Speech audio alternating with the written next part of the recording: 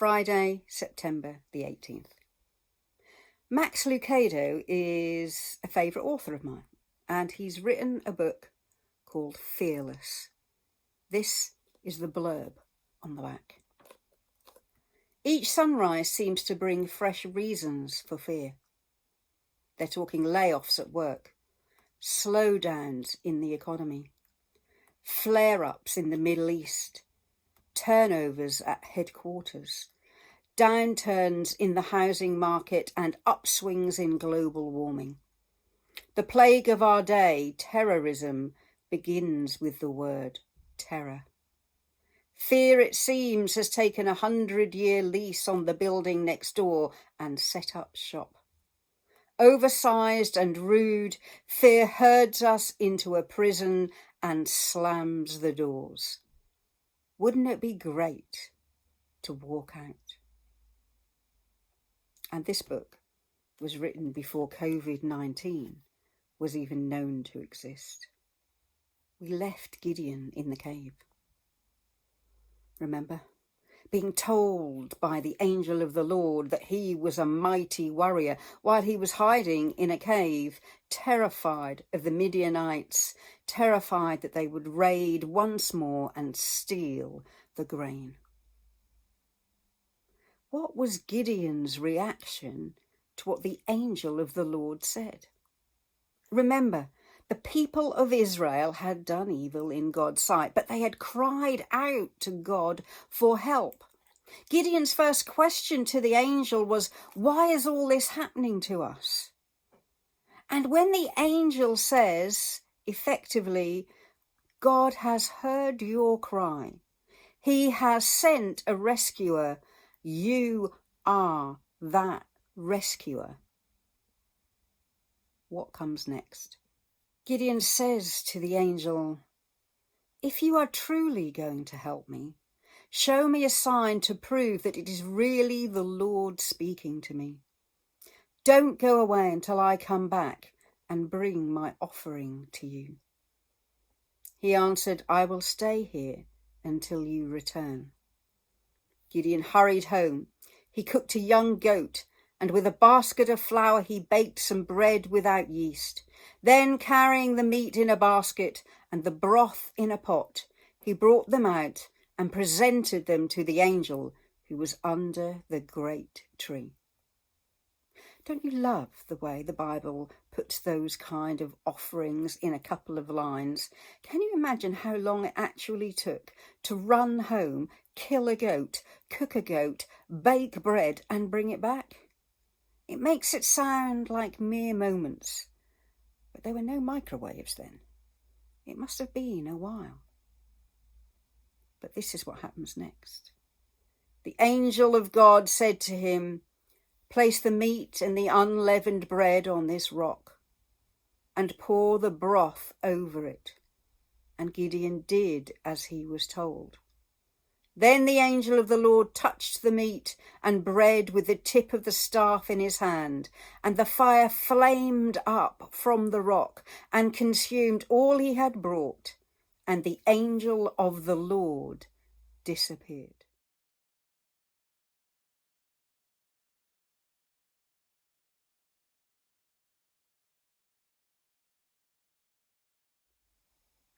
When Gideon realized that it was the angel of the Lord, he cried out, O sovereign Lord, I'm doomed.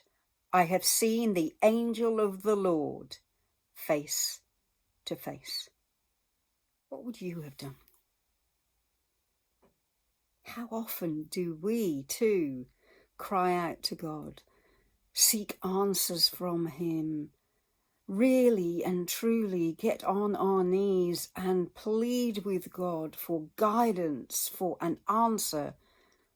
But then, just like Gideon, maybe what we're actually asking for is, God, I want you to answer, but I want you to answer with someone else. I don't want you to test me. I don't want you to send me. I'd really like you to send someone, but please don't make it me. The angel's answer to Gideon is this: "It's all right," the Lord replied. "Do not be afraid. You will not die." Fear had left the Israelites cowering in caves. Failure to seek God, failure to listen to God, had allowed them to be handed into the hands of the Midianites for 7 years. 7 years of fear, 7 years of terror. And only after those 7 years did they cry out to God and ask him to rescue them. But when they did from the heart, God came. But even then, fear left Gideon perplexed. "Surely you can't mean me. We so want an answer, but surely you can't mean me." Listen to the last part of the blurb on Max Lucado's book. Imagine your life wholly untouched by angst. What if faith, not fear, was your default reaction to threats?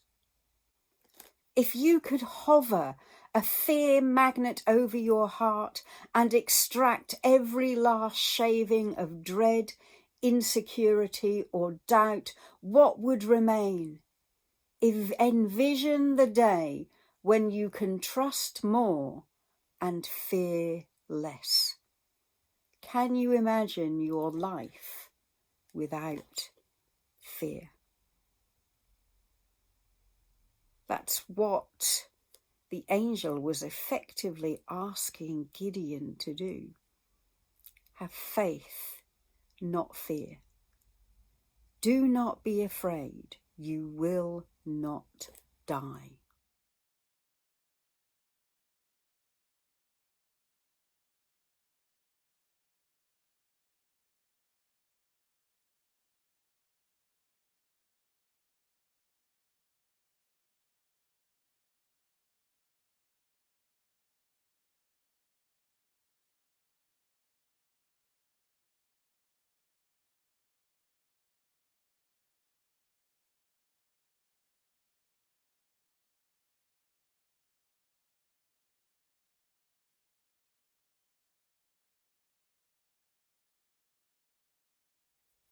When it comes to God, what are you afraid of? Are you afraid he will use you to answer someone else's prayer, to answer your own prayers, that he will gift you in such a way, a powerful way, that you could change people's lives? Because if he did that, he'd expect you to use the gift. Or are you afraid he won't use you, or he won't answer prayers? Sometimes we're torn between the two.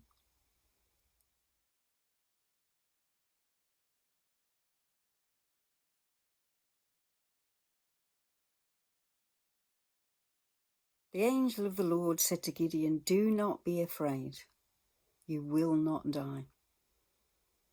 Jesus said, "Lo, I am with you always, even to the end of the age." The New Testament tells us that the fullness of God lives within us. The New Testament also tells us that perfect love drives out fear. So let me read you that last question on the back of Max Lucado's book again. Can you imagine your life without fear? And if God asks you to do something today, if God has a task just for you, how will you react? How did Gideon react? Well, that's tomorrow's story. I'll see you tomorrow.